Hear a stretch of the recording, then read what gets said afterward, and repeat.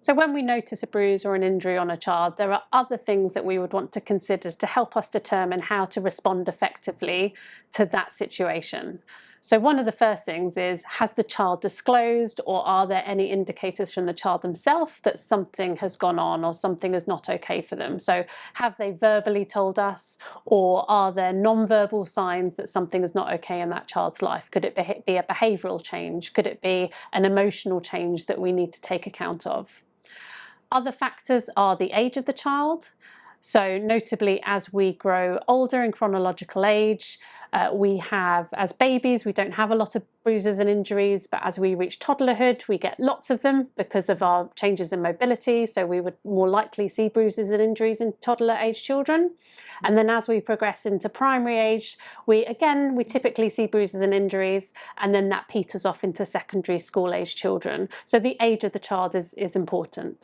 The developmental age of the child is important. So if we have a child who's functioning at a much lower developmental age, then it may be that they are embarking in much more boisterous play. It might be that they do a lot of climbing. Those things might account for the bruise and the injury that we're witnessing.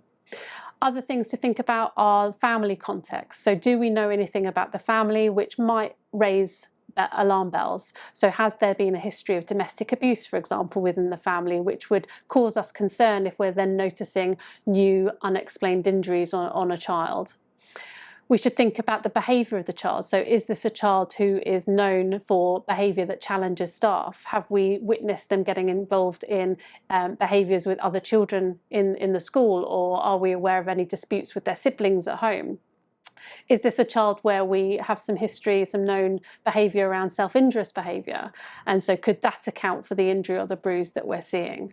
So as always with safeguarding, it's not just about what we're seeing, it's about what we're hearing, what we know about the child, and also looking at our chronologies to understand, is there a pattern in anything that we're seeing now? So has there been a pattern of these bruises appearing over a period of time?